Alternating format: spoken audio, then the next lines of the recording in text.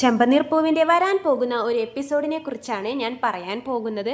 ഏറെ പ്രേക്ഷകർ ഏറെ കാത്തിരുന്ന ഒരു എപ്പിസോഡാണത്. അത് വേറൊന്നുമല്ല, നമ്മുടെ ചന്ദ്ര രേവതിയെ ചേർത്ത് പിടിച്ച് കെട്ടിപ്പിടിച്ച് ഒരു ഉമ്മ കൊടുക്കുന്ന ഒരു എപ്പിസോഡൊക്കെ ഉണ്ട്. അധികം താമസിയാതെ തന്നെ ആ എപ്പിസോഡ് നമുക്ക് ചെമ്പനീർ പൂവിൽ കാണാൻ സാധിക്കുന്നതാണ്. അപ്പോൾ അതിൻ്റെ വിശേഷങ്ങളിലോട്ട് കടക്കുന്നതിന് മുമ്പ് നമ്മുടെ ചാനൽ ആദ്യമായിട്ട് കാണുന്നവരുണ്ടെങ്കിൽ സബ്സ്ക്രൈബ് ചെയ്യണം. വീഡിയോ ഇഷ്ടമായെങ്കിൽ ലൈക്ക് ചെയ്യാനും മറക്കരുത്. അപ്പോൾ നമ്മുടെ രേവതിയും സച്ചിയും ജീവിതത്തിൽ ഒന്നിച്ചിട്ട് ഒരു വർഷം ആകാൻ പോവുകയാണ്. അതായത് ആദ്യത്തെ വെഡ്ഡിങ് ആനിവേഴ്സറി. അപ്പോൾ ഈ വെഡ്ഡിങ് ആനിവേഴ്സറിയുടെ തലേ ദിവസം എല്ലാവരും കൂടി ഹോളിലിരിക്കുന്ന ടൈമിൽ രവീന്ദ്രൻ ചോദിക്കുന്നുണ്ട്, എടാ സച്ചി, നിനക്ക് നാളത്തെ ദിവസത്തിൻ്റെ പ്രത്യേകത എന്താണെന്നറിയോ? അപ്പോൾ സച്ചി ഇങ്ങനെ ആലോചിക്കുവേ, നാളത്തെ ദിവസത്തിൻ്റെ പ്രത്യേകത എന്താ? ആരുടെയെങ്കിലും ബർത്ത്ഡേ ആണോ? അപ്പോൾ രവീന്ദ്രൻ പറയും, ഒന്ന് പോടാ, അതൊന്നുമല്ല, നീ നല്ലോണം ഒന്ന് ആലോചിച്ച് നോക്കി, നാളത്തെ ദിവസത്തിൻ്റെ പ്രത്യേകത എന്താണ്? അപ്പോൾ രേവതിയൊക്കെ ഇങ്ങനെ ഭയങ്കര ആകാംക്ഷയിൽ ഇങ്ങനെ നിൽക്കുവാണേ. സച്ചിയേട്ടൻ ഇപ്പം പറയും നാളത്തെ ദിവസത്തിൻ്റെ പ്രത്യേകത എന്താണ്. അപ്പോൾ സച്ചി ഇങ്ങനെ ആലോചിക്കുന്നുണ്ടേ. ആലോചിച്ചിട്ട് സച്ചി പറയും, ആ നാളെയല്ലേ ഈ മണ്ടൻ അച്ഛൻ്റെ പൈസ എടുത്ത് ഓടിപ്പോയ ദിവസം എന്ന് പറയുന്നുണ്ട്. അപ്പോൾ തന്നെ നമ്മുടെ സുധിയുടെയൊക്കെ മുഖം മാറുവേ. അപ്പോൾ രവീന്ദ്രൻ പറയും, ഓ നിനക്കത് മാത്രം ഓർമ്മയുള്ളൂ, എടാ നാളത്തെ ദിവസത്തിൻ്റെ പ്രത്യേകത എന്താടാ? അപ്പോൾ ചന്ദ്രക്കും ശ്രുതിക്കും ബാക്കി എല്ലാവർക്കും കാര്യം പിടികിട്ടുവേ. കാരണം ശ്രുതി പൈസ എടുത്ത് ഓടിയ ദിവസമായിരുന്നല്ലോ നമ്മുടെ രേവതിയുടെയും സച്ചിയുടെയും കല്യാണം. പക്ഷെ സച്ചിക്ക് അതത്ര ക്ലിക്കായില്ല. സച്ചി അപ്പോഴും ഇങ്ങനെ ആലോചിച്ചുകൊണ്ടിരിക്കുകയാണ്. അതുമാത്രമല്ലേ നാളത്തെ പ്രത്യേകത എന്ന് പറഞ്ഞിങ്ങനെ ആലോചിക്കുമ്പോൾ രേവതി പറയും, വിടച്ച, സച്ചിയേട്ടൻ ആകെ പൈസ എടുത്തോണ്ടും പോയി ഓടിപ്പോയ കാര്യം മാത്രമേ ഓർമ്മയുള്ളൂ, വേറൊന്നും ഓർമ്മയില്ല, സച്ചിയേട്ടൻ ഓർമ്മ വരുമ്പോൾ ഓർമ്മ വരട്ടെ എന്നൊക്കെ പറഞ്ഞിട്ട് രേവതി അവിടെ നിന്നും പോകുവാണേ. അപ്പോൾ രവീന്ദ്രൻ പറയുന്നുണ്ട്, എടാ സച്ചി, നിനക്ക് എന്താടാ, നീ എന്താടാ ഇങ്ങനെ? നാളത്തെ ദിവസത്തിൻ്റെ പ്രത്യേകത നിനക്കറിയില്ലേ?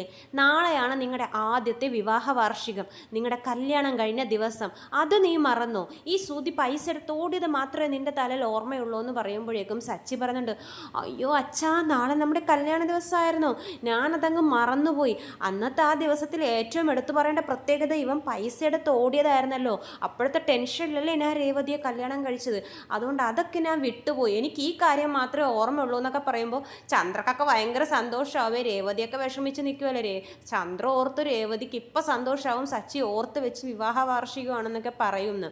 അപ്പോൾ അത് സച്ചിക്ക് ഓർമ്മയില്ലാത്തത് കൊണ്ട് തന്നെ ചന്ദ്രക്കൊക്കെ സന്തോഷമാവുന്നുണ്ട്. ചന്ദ്ര രേവതിയെ പുച്ഛിച്ച് ചിരിക്കുന്നൊക്കെ ഉണ്ട്.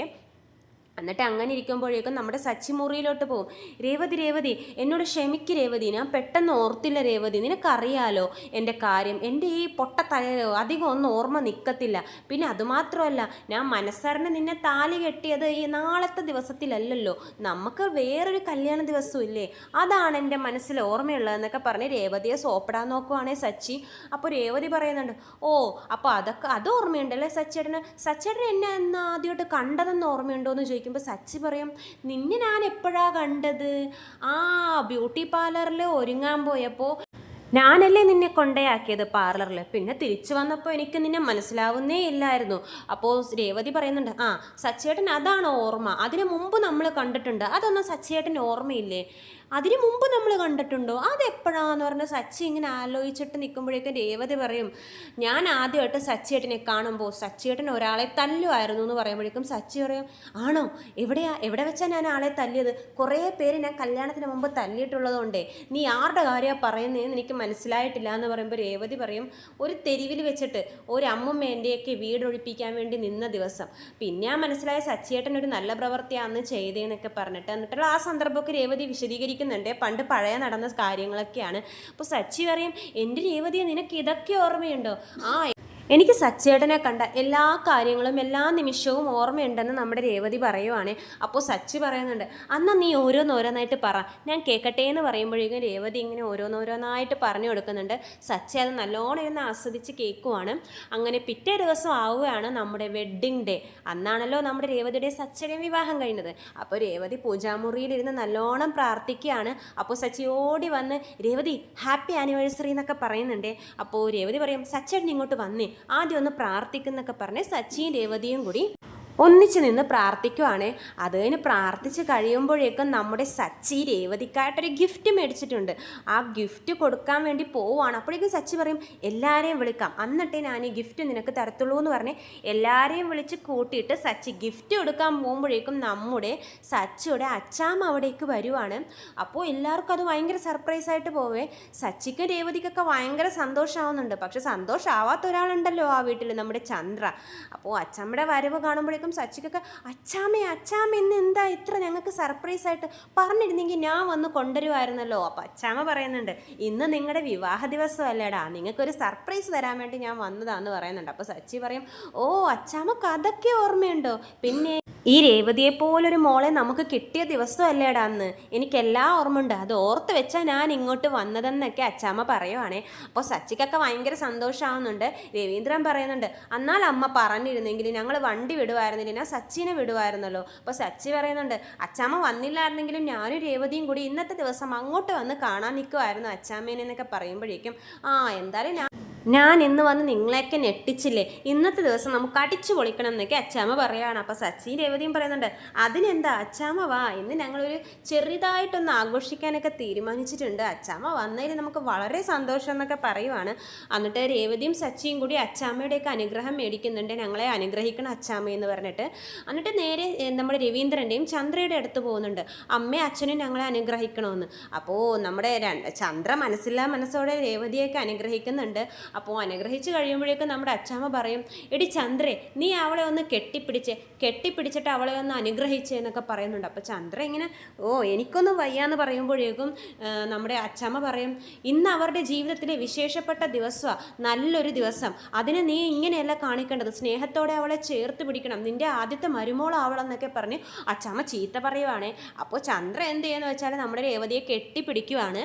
അച്ചാമ്മേനെ ഇത്തിരി പേടിയാണല്ലോ ചന്ദ്രക്ക്, ഇത്തിരി എന്നല്ല നല്ല പേടിയാണ്. അപ്പോൾ ചന്ദ്ര രേവതിയെ കെട്ടിപ്പിടിക്കുന്നുണ്ട്. അപ്പോൾ അച്ചാമ്മ പറയും കെട്ടിപ്പിടിച്ചാൽ മാത്രം പോരാ, നീ അവൾക്കൊരു ഉമ്മ കൂടി കൊടുക്കണം എന്ന് പറയുവാണ്. അപ്പോൾ ചന്ദ്രക്ക് ഒന്നുകൂടെ ദേഷ്യം വരുവേ. ചന്ദ്ര പറയും എനിക്കൊന്നും വയ്യ, അതിനെന്താ നിനക്ക് കൊടുത്തൂടെ, നിൻ്റെ മോളെ പോലെയല്ലേ രേവതി എന്ന് പറയുന്നത്, നീ കൊടുക്കണം, എന്നാലേ ഞാൻ കൊടുത്താലേ ഞാൻ ഇവിടെ നിന്ന് അല്ലെങ്കിൽ ഞാനിപ്പോൾ തിരിച്ചിറങ്ങി പോകും എന്നൊക്കെ പറയുവാണ്. അപ്പോൾ ചന്ദ്ര ഇഷ്ടമില്ല, എന്നാലും ഒരു നല്ല ദിവസമല്ലേ പോട്ടേ എന്നൊക്കെ വെച്ചിട്ട് രേവതിയെ ചേർത്ത് നിർത്തി ഒന്നുകൂടെ കെട്ടിപ്പിടിച്ച് ഉമ്മയൊക്കെ കൊടുക്കുവാണേ.